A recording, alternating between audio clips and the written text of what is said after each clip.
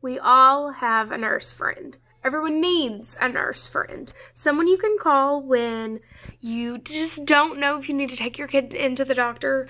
I've used my nurse friend so much the last couple weeks. I love when my friends use me as their teacher friend. Specifically, I have a friend who has a little girl who's in first grade. And yes, Christy, I'm talking about you. And one of the biggest things that we've talked about over the past several years is how to choose books for her kid. She would call me and just cry almost, saying, Nikki's so frustrated. We're reading every night and she just isn't getting it. And my first question was, well, tell me about what you're reading. And I think we can all agree that at some point we've sat down with our kids and we want them to read Dr. Seuss, or we want to read Goodnight Moon, all these books that we've read to them over the years. Suddenly we want them to be able to read them. Here's the problem. Most of the read-alouds that we read to our kids through the years are second and third grade books when it gets down to it, because as teachers, we know that when you do a read aloud, it should really be at least a full level above a child's reading level, which means if your child's in first grade, most of their books that they should be hearing should be second and third grade books, because what a kid can hear and what a child can read are totally different. So here's what people tend to go to when they realize that.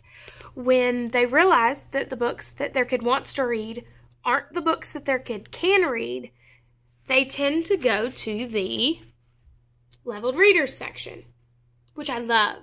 These are some of my favorite books. Here's the problem that arises there. I have 2 books in my hand. Let's look at the Star Wars one to begin with. This is a pre-level book, okay? It says level 1, and it says pre-level, which to me, even as a teacher, says that it should be kindergarten, that it should be easy to read. Is it though? This is a book level 1.8. If you don't know how to read AR levels, that means that it's a first grade book, 8th month. This book is not easily decodable. It's got hard words like Jedi Master and lots of names.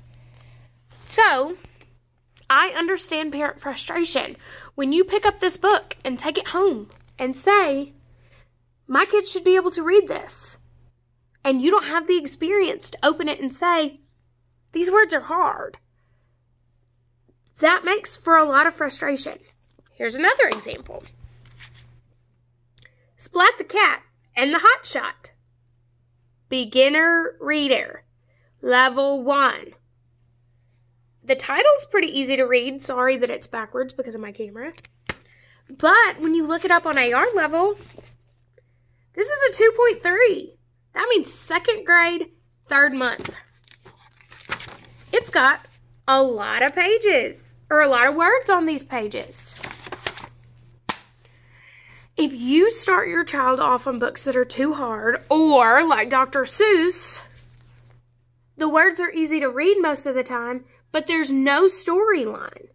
It's really hard for a kid who's just starting to read to understand what they're reading when the book has no actual story. Or it's 500 pages long. That's tough. So here are some ideas of where to start your kid off. My Dog Buddy. When you open up My Dog Buddy, there are very few words on a page. It's one of the number one things your kid needs when they are the ones reading a story for the first time. Biscuit books are fantastic. They are one of my favorites. Yes, the name Biscuit is hard to read, but it becomes a sight word pretty quickly. Cat Trap. It says it's a level 1, but unlike those other ones, it truly is. This is a 0.4. That means about the 4th month of kindergarten. Swing Auto Swing. There's a whole line of these books that I bought off Amazon. They're great. Once your kid gets out of kindergarten books and they need a little higher books, Biscuit is still great. Biscuit books reach all different levels. Fly Guy is a favorite of my kids. They absolutely love Fly Guy. Pete the Cat, huge favorite in 1st grade. Kids love Pete the Cat. I hope this has been a little helpful. If you ever want to look up the AR level on your books, arbookfind.com is a great place. AR levels to me are the most trustworthy. They're the easiest to understand. And your kid's school probably does AR. You need to know if the books you're buying them are AR level. I hope that this was helpful. Please keep in mind that if your child's getting frustrated while you're reading at home, the biggest thing that I see is that the book's probably too hard. They're not going to love reading if they don't think they can do it. You've got to bring the books down to their level. If there's ever anything I can do, anything I can recommend, please let me know.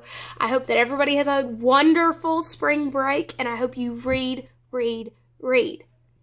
Also, please don't forget, no matter how big your child gets, no matter how much they're reading on their own, they need you to read with them. Pick a book that's too hard, read it with them, instill a love of learning. Read a book so that you can watch the movie and you can talk about it. If you have a child who doesn't love to read, hit me up. I would love to talk to you about it and help you come up with some ideas of how you can fix that and how you can help them love to learn. Thank you. Have a great night.